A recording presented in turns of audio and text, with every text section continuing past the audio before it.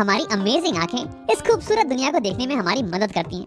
लेकिन आओ आज देखते हैं कि हमारी आंखें कैसे दिखती हैं अंदर से, उसके पार्ट्स क्या क्या हैं और उनके फंक्शंस क्या क्या हैं। तो अगर मैं इस चेहरे को छुपा दूं तो तुम्हें आंख कुछ ऐसी दिखने वाली है, एक बॉल के शेप में, और इसे हम बुलाते हैं आई बॉल।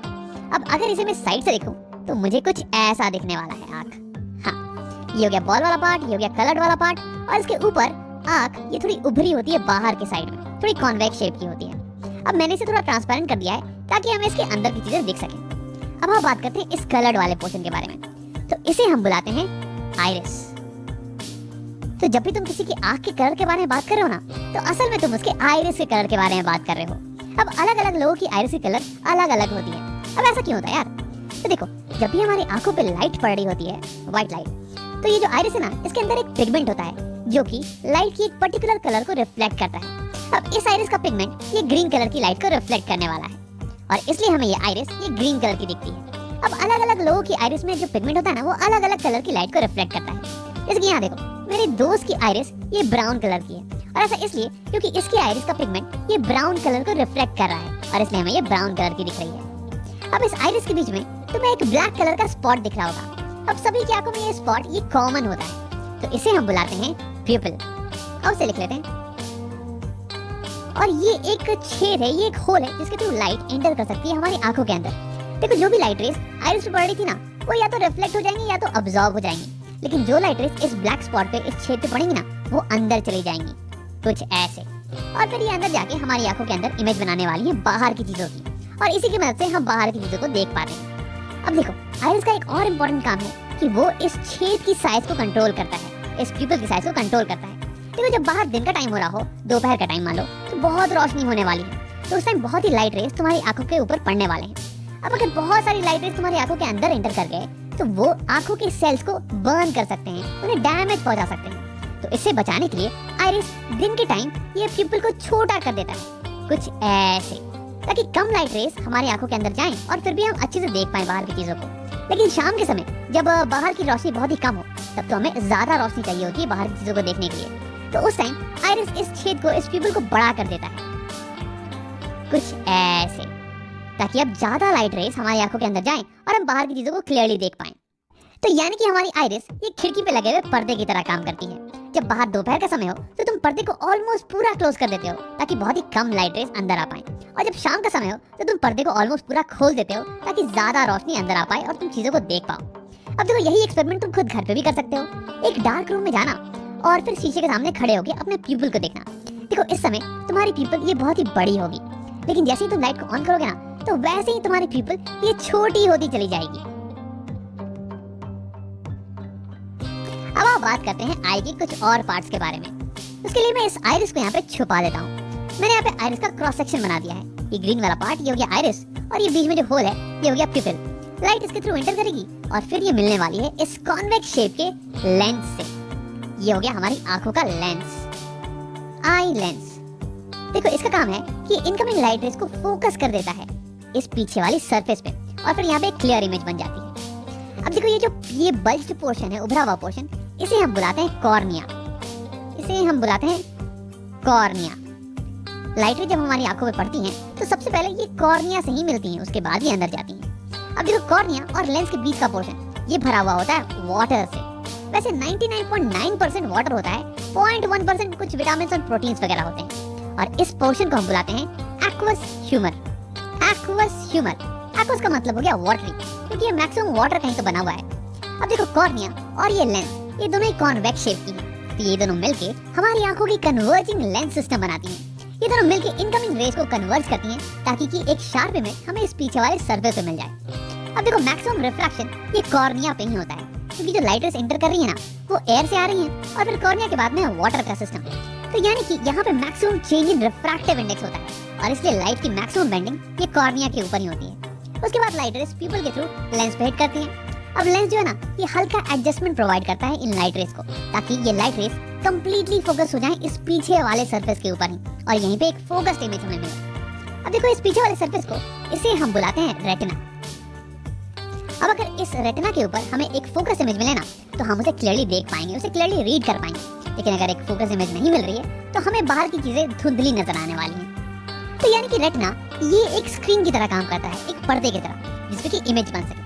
अब देखो तुम ये सोच रहे होगे कि अगर इस पे इमेज बन जाए तो हम इसे कैसे देख पाते हैं। तो ऐसा इसलिए क्योंकि रेटिना जो है ना, ये लाइट सेंसिटिव सेल्स से बना हुआ है। यानी कि उस पे अगर इन सेल्स पे अगर लाइट पड़े तो ये सेल्स एक्टिवेट हो जाते हैं, ये लाइट को फिर इलेक्ट्रिकल सिग्नल्स में कन्वर्ट कर देते हैं। और फिर यहाँ पे क्या होता है, रेटिना पे कुछ नर्व्स होती हैं, ऑप्टिक नर्व्स, जो कि इन सिग्नल्स को, इलेक्ट्रिकल सिग्नल्स को ले जाती हैं हमारे ब्रेन के पास। और हमारा ब्रेन ये कंस्ट्रक्ट कर लेता है कि ये इमेज कैसी होने वाली है, और फिर हमें बताता है कि बाहर की दुनिया कैसी दिख रही है। तो इन नर्व्स को हम बुलाते हैं ऑप्टिक नर्व्स। और लिख लेते हैं यहाँ पे। अब देखो रेटिना और लेंस के बीच का जो पोर्शन है, ये भरा हुआ होता है एक जेली लाइक मटेरियल से। इसे हम बुलाते हैं विट्रस ह्यूमर। विट्रस का मतलब हो गया ग्लासी। अब ये ग्लास की तरह कठोर तो नहीं, बल्कि ग्लास की तरह ट्रांसपेरेंट जरूर है, ताकि लाइट इससे पास कर सके। अब देखो इसका फंक्शन ये होता है कि ये हमारी आई बॉल को सपोर्ट प्रोवाइड करे। अब अगर विट्रस ह्यूमर नहीं होता तो आई बॉल ये स्फेरिकल तो नहीं रह पाती, ये तो पिचक जाती ना। तो यहाँ हमारे पास हो गया एक्वस ह्यूमर, जो कि वाटरी है और ये कॉर्निया और लेंस को न्यूट्रिशन प्रोवाइड करता है। और यहाँ पे विट्रस ह्यूमर ये जेली लाइक है और ये हमारी आई बॉल को सपोर्ट प्रोवाइड करता है। अब हम एक आखिरी चीज के बारे में बात करते हैं, इन फाइबर लाइक मटेरियल्स के बारे में जिन्होंने हमारे लेंस को पकड़ रखा है। इन्हें हम बुलाते हैं सीलरी मसल्स। अब देखो ये सीलरी मसल्स ये हमारे लेंस के शेप को बदल सकती हैं। तो हमारा लेंस ये एक रिजिड मटेरियल का नहीं बना हुआ है, बल्कि ये एक जेली लाइक मटेरियल का बना हुआ है। और अगर तुम इसे पिचकाओगे ना तो ये पिचक जाने वाला है, और इसकी जो कर्व्ड पोर्शन है ना, ये और ज्यादा कर्व्ड हो जाने वाली है। और अगर तुम इसे खींचोगे तो ये एलोंगेट हो जाने वाला है, और इसकी कर्वेचर ये पतली हो जाने वाली है। अब तुम सोच रहे हो यार इसका क्या फायदा है। तो देखो हमारी आंखें अलग अलग दूरी पे रखे हुए ऑब्जेक्ट्स पे फोकस कर सकती हैं, उनकी इमेज को सेम डिस्टेंस पे बना सकती हैं। अब ऐसा करने के लिए हमारे लेंस के पावर को चेंज होना पड़ेगा, और ऐसा करने के लिए हमें अपने लेंस के कर्वेचर को चेंज करना पड़ेगा, और वही करने में मदद करती है हमारी सीलरी मसल्स। अब उसे और थोड़ा डिटेल में समझते हैं। तो आप केवल फोकस करते हैं हमारे लेंस पे। अब मान लो कि तुम किसी दूर रखी हुई ऑब्जेक्ट को देख रहे हो, तो दूर रखा हुआ ऑब्जेक्ट है, तो इसलिए उससे जो इनकमिंग रेस होगी ना, इंसिडेंट रेस, ये ऑलमोस्ट पैरेलल होने वाली है।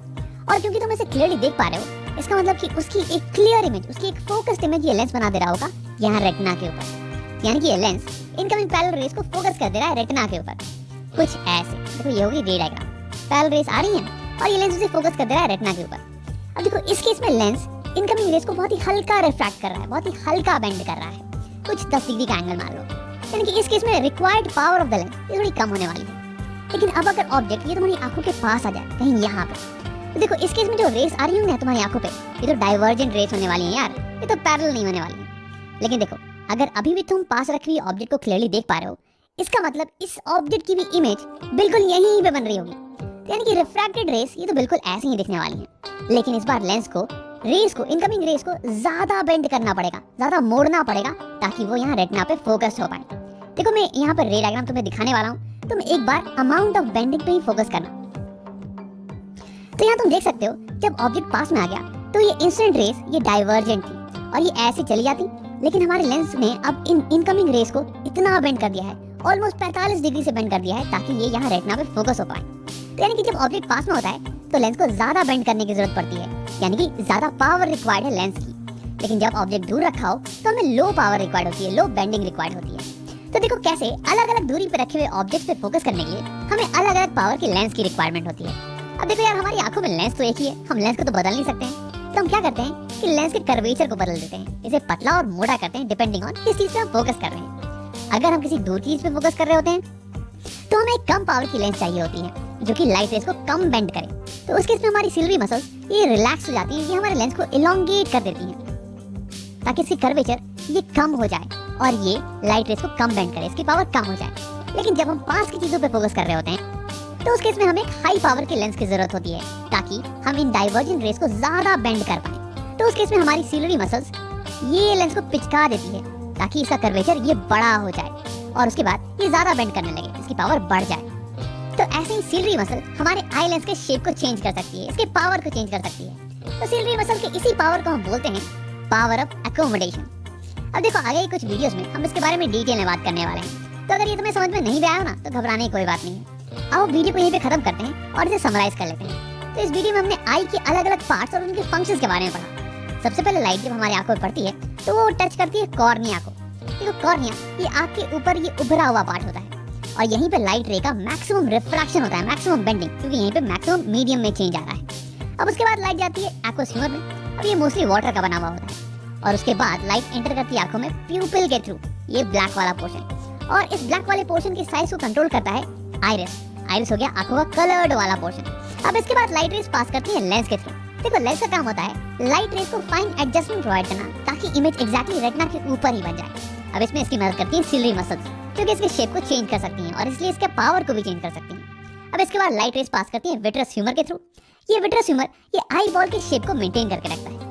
अब इसके बाद लाइट रेस इमेज बना देती है हमारी रेटिना के ऊपर। रेटिना एक स्क्रीन की तरह काम करता है, जिसपे कि इमेज जब बने तो उसे क्लियरली देख पाते हैं। देखो रेटिना बना होता है बहुत ही लाइट सेंसिटिव सेल से, जिन्हें हम कहते हैं रॉड्स एंड कोन सेल।